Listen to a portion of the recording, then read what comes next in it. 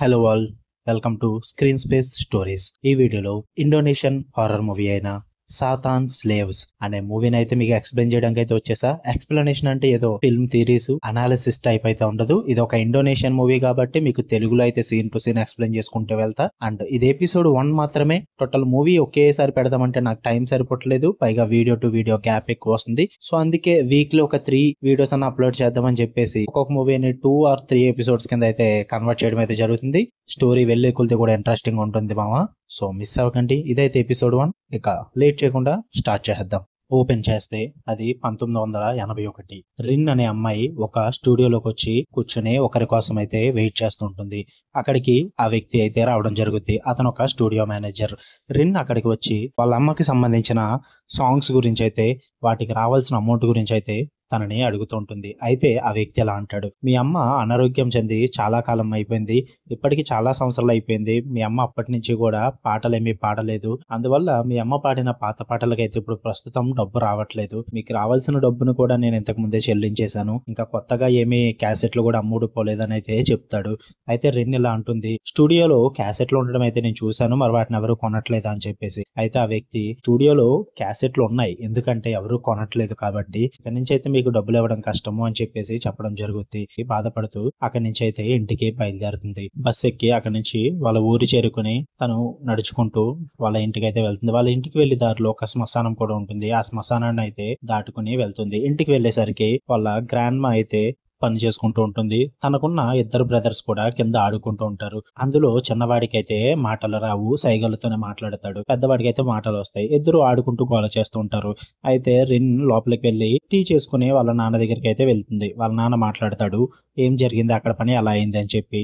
అయితే రిన్ ఇలా ఉంటుంది, కొత్తగా ఏముంది, జరగాల్సింది అయింది, ఇంకా నుంచి మనకైతే అక్కడి నుంచి అమౌంట్ రాదని అయితే చెప్తుంది. అయితే వాళ్ళ నాన్న ఇలా అంటాడు, అయితే ఇల్లు అమ్మాల్సిందే, మనకు వేరే ఆప్షన్ లేదు, మనకున్న అప్పులన్నీ తీరాలంటే ఇది ఒకటే మార్గం అని అయితే అంటూ ఉంటాడు. రిన్ కూడా చాలా బాధపడుతూ ఉంటుంది. అయితే ఈలోపు వాళ్ళ అమ్మ దగ్గరికి ఎవరు వెళ్ళలేదని తెలిసి వాళ్ళ అమ్మని చూసుకోవడానికి అయితే పైకి వెళ్తున్న టైంలో వాళ్ళ తమ్ముళ్ళు ఇద్దరు గొడవాడుకుంటూ ఉంటారు. వాళ్ళకి నచ్చ చెప్పి వాళ్ళ అమ్మని చూసుకోవడానికి పైకి వెళ్తుంది. అలా వెళ్ళినప్పుడు వాళ్ళ అమ్మ గంట కొడుతూ ఉంటుంది. రిన్ త్వరగా వెళ్ళి నేను వచ్చానమ్మా అని చెప్పేసి ఆ గంట పక్కన పెట్టి వాళ్ళ అమ్మకి చేయవలసిన సాయం అయితే చేసి తనతో కాసేపు మాట్లాడుతూ ఉంటుంది. ఈలోపు వాళ్ళ అమ్మ అక్కడ పక్కన పెట్టిన ప్లేట్ ని అయితే కిందకు తోసేసి చాలా భయపడుతూ ఒకవైపు చూస్తూ ఉంటుంది. కానీ రిన్ అటువైపు చూసినప్పుడు అక్కడైతే ఏమీ ఉండదు. కానీ వాళ్ళ అమ్మ మాత్రం అటు చూస్తూ చాలా భయపడుతుంది. రిన్ అదంతా ఏమీ లేదనుకుని ఆ గంట పక్కన పెట్టి వాళ్ళ అమ్మని నిద్రపుచ్చి అక్కడి నుంచి అయితే అనుమానంగా చూసుకుంటూ బయటికి వెళ్తుంది. కానీ అక్కడ ఎవరు ఉండరు. ఆ రోజు రాత్రి వాళ్ళ నాన్న అయితే వాళ్ళమ్మ పాత పాటలన్నిటిని పెట్టుకుని వింటూ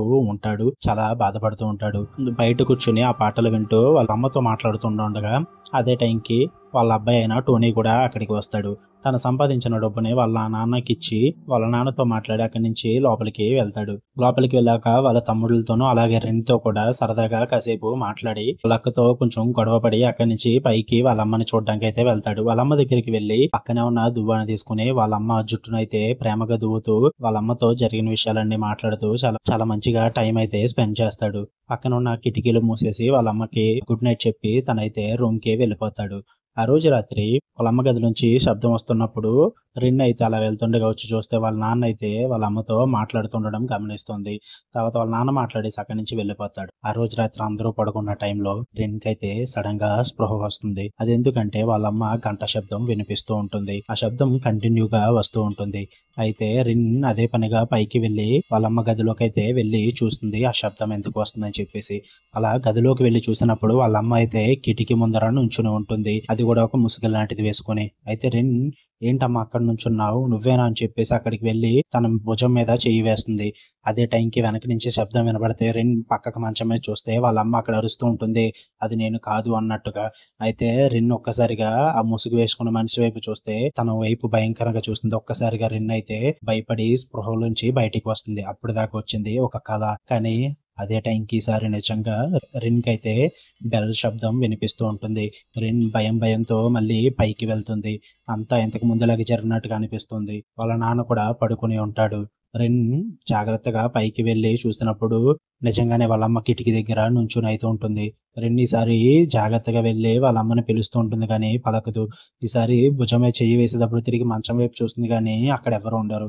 ఒక్కసారిగా వాళ్ళమ్మ ఇటువైపు తిరిగి గట్టిగా అరుస్తూ కింద పడిపోద్ది. ఎంత లేపినా లెగదు. వెంటనే వాళ్ళ నాన్న కూడా పరిగెట్టుకుంటూ వస్తాడు. వాళ్ళమ్మ అక్కడే చనిపోతుంది. వాళ్ళైతే ఎంతో బాధపడుతూ ఉంటారు. అప్పటికే టోనీ కూడా పైకి వచ్చి ఏడుస్తూ ఉంటాడు. అందరూ బాధపడతారు. తర్వాత రోజు ఉదయం ఆమెనైతే వాళ్ళ ఇంటి దగ్గరలో ఉన్న సమాధిలో అయితే పాతిపెట్టడం అయితే జరుగుద్ది.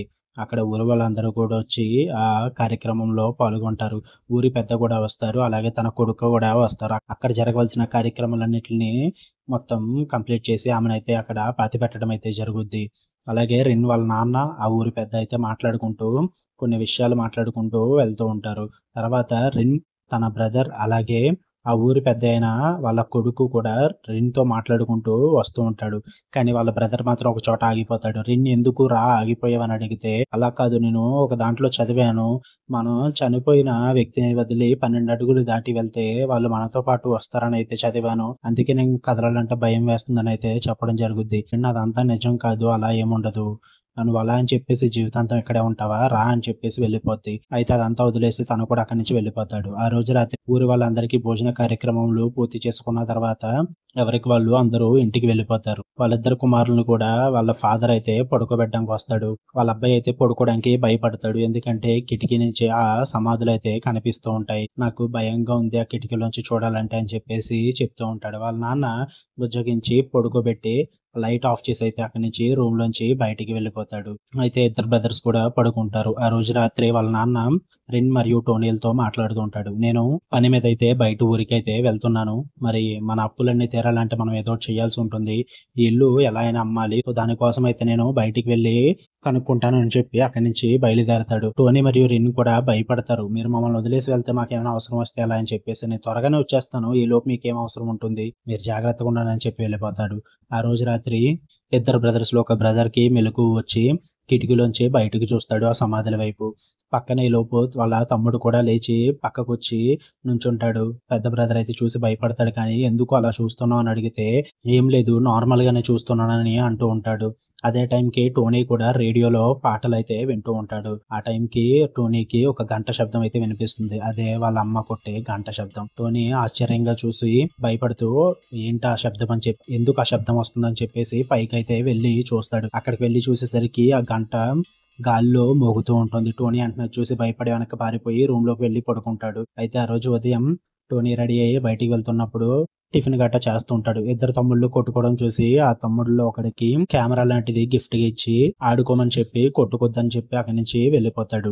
అయితే అందులో ఇద్దరు కూడా ఆ బొమ్మతో అయితే అందులో ఫోటోలు చూసుకుంటూ ఆడుకుంటూ ఉంటారు. అయితే రిన్ ఇంట్లో పనులన్నీ చేసుకుంటూ బాత్రూంలోకి వెళ్లి నూతిలోంచి నీళ్ళైతే తోడుకుంటూ ఉంటుంది. కానీ అక్కడ ఎవరో తనని గమనిస్తున్నట్టుగా అనిపిస్తుంది. రిన్‌కి అనుమానం వస్తుంది కానీ చూస్తే అక్కడ ఎవరు ఉండరు. అయితే ఈలోపు వాళ్ళ తమ్ముడు ఆ బొమ్మలో ఉన్న ఫోటోలన్నీ ఒకదాని తర్వాత ఒకటి చూస్తూ ఉంటాడు. అలా నెమ్మదిగా ఒకదాని తర్వాత ఒకటి చూస్తూ ఉంటే ఒకేసారి అందులో దెయ్యం కనిపిస్తది. వెంటనే భయపడి దాన్ని పాడేస్తాడు. ఇద్దరు కలిపి దొంగాట ఆడుకుంటూ ఉంటారు. ఒకరు దాక్కుంటారు. ఇంకొకరు వెతుకుతూ ఉన్న సమయంలో వాళ్ళ గ్రాండ్ మదర్ కూడా అదే టైంకి అక్కడికి ఇంటికి వచ్చి తనని కౌగిలించుకోవడం అయితే జరుగుద్ది.